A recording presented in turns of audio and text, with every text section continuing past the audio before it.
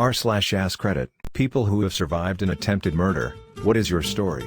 Had a girl cut my brake lines on my car, didn't know until we checked the camera from the apartment complex. Luckily she cut straight through them versus slitting them. When I attempted to crank the car, the brake pedal went straight to the floor and I immediately knew something was wrong. Don't leave us hanging, dang it. What happened to her?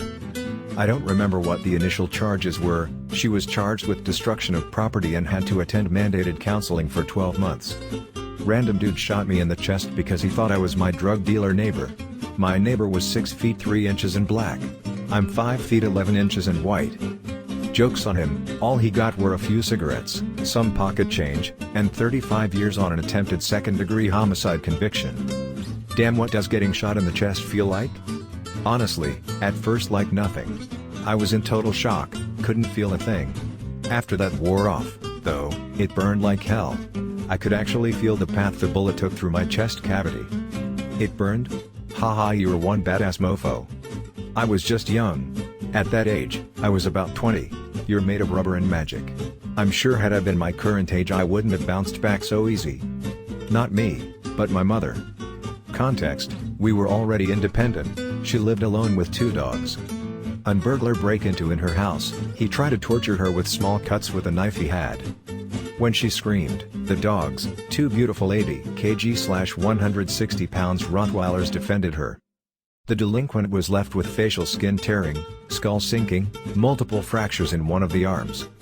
We had to hire a specialized cleaning service to remove the smell of blood. Such good dogs. My older sister tried to stab me with a large knife in an attempt to kill me on my 16th birthday. My mother grabbed the knife off her before it got my stomach and slammed her against the fridge and yelled at me to run. Last time I saw my older sister she said, "I've gotten over it and you should too. It's pathetic to hang onto it." She then told people it was self-defense because I tried to hurt her. I was literally eating my birthday breakfast. I didn't sleep properly for 2 years while she was in the house because she constantly tried to break into my room at night to slit my throat while I slept. I hate her. This happened a couple weeks ago. It was 4 a.m. on a Monday night, playing Rust with some friends and my curtains were slightly open. All of a sudden I hear a loud pop and my monitor jumps and starts smoking. The screen is completely fucked, like I had thrown it on the ground, and I was utterly confused as to what happened. Turns out someone was looking for someone to hurt. When they saw me through the window, they thought they had found their victim. A .22 pistol bullet was shot through my window at my chest and was stopped by my monitor.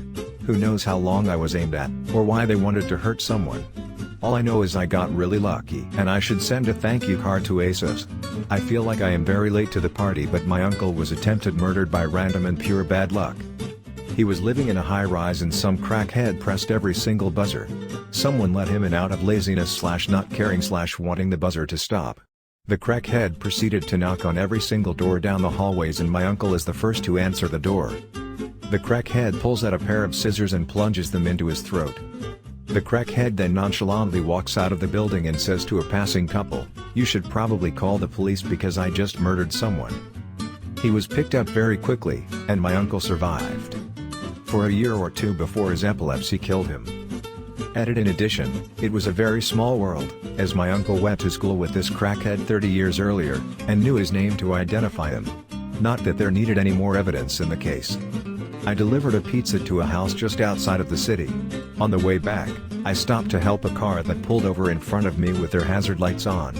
I pulled up beside them and thought it was weird that nobody rolled down a window or made any kind of contact with me for around 15 seconds. The passenger then jumped out of his side of the car yelling that they needed help as he made his way toward my car. I thought something was weird about this. As I started to pull away before he could get to my passenger door, he began shooting at me. I ducked my head after the first shot entered through the back window and embedded in my passenger seat headrest. Another shot entered through the rear window, while the other 3 only hit the outside metal parts of my car. He missed altogether with another shot. I remember being sure I was about to die as he fired more shots at me. I was very surprised that it wasn't panicky, it was just like, oh, I guess this is it.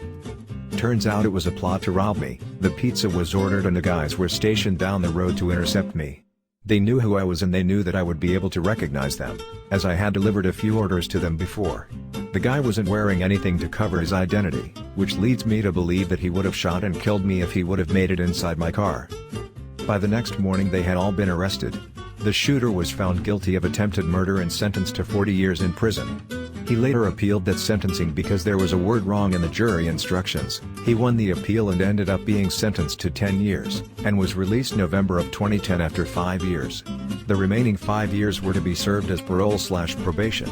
He was arrested twice for parole/probation violation when he was only a couple months away from total freedom. I laughed.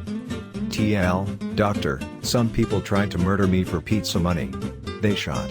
They missed. They got caught. They did time, but not enough, then did more. Why would anyone rob and murder a delivery person? Were you known for carrying large amounts of money? Not doubting your story, just the intelligence of the would-be robbers. Incidents like this are disturbingly common and are precisely why many companies have rules regarding how much cash the driver can carry. Anything over that must be dropped off at the store when they come to pick up the next round of deliveries. It's also pretty common for delivery places to refuse to deliver in neighborhoods known for high crime to avoid exactly this issue. Edit. I didn't know this was a thing until recently. I recently moved to an area that is near an above average crime part of town. I've jokingly said I live on the edge of the hood. I was talking to neighbors the day I moved in, and one of them said, "Oh, you'll like it here. Everybody delivers here." I thought that was weird to say, so I gave a weird look. I then had it explained to me that a lot of places won't deliver if you go a few blocks south of here. Edit 2, since someone commented below saying this is actually pretty uncommon. I was just going off of what my neighbor said. I have no idea if they were telling the truth, though I can't see a motivation to lie, or if it may have just been a particular address or some other circumstances. People would get so fucking upset about it too when I worked at Pizza Hut. Sorry man, my life isn't worth your pizza. Most places offer a discount if you do pick up and live in one of those areas. We did a ridiculous 50% discount and they'd still be upset. I saw 2 people stab someone to death in what I assume was a drug deal gone wrong, when I was on a night walk. Spent another hour being chased and hiding in a backyard so they wouldn't do the same to me. Scary night. My parents moved to Mozambique during the mid-90s, I was around 8 at the time and started going to school there, a nice private one, can't complain.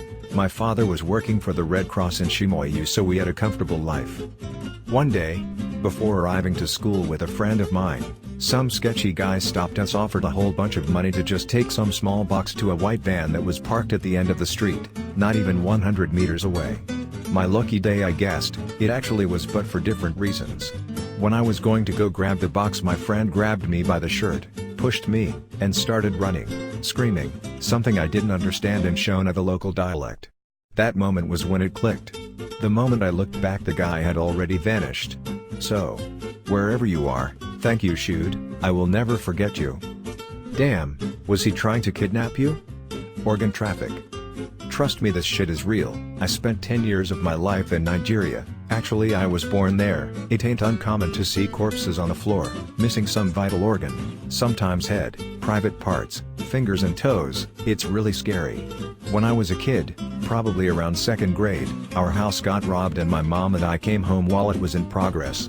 For whatever reason, she decided to go in and interrupt them. She grabbed her gun, didn't shoot, yelled at them to get the fuck out of my house, and then we drove off in a hurry to the corner store to call the cops. This was before cell phones. Less than 2 weeks later, my mom and I are sitting in the living room on the couch, our backs to the front door. Someone drives by and fires about 6 or 8 shots into the front of our house. Thank God for a steel front door. The cops came and said they didn't think the 2 incidents were related. I was 13.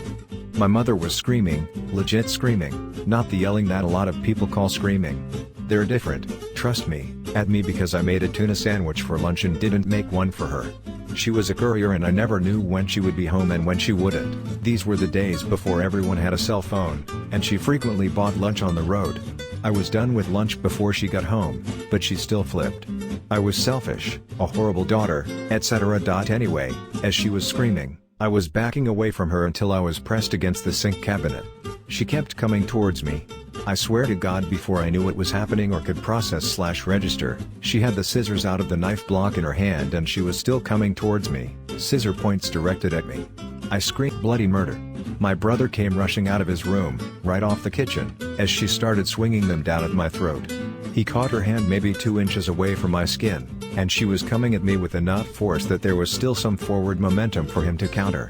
If he had not been there, they would have been buried in my throat. To this day, she doesn't understand why I have nothing to do with her, and the closest thing I've ever received to an apology was, "I'm sorry you're not over that." She's since been diagnosed as a narcissistic sociopath.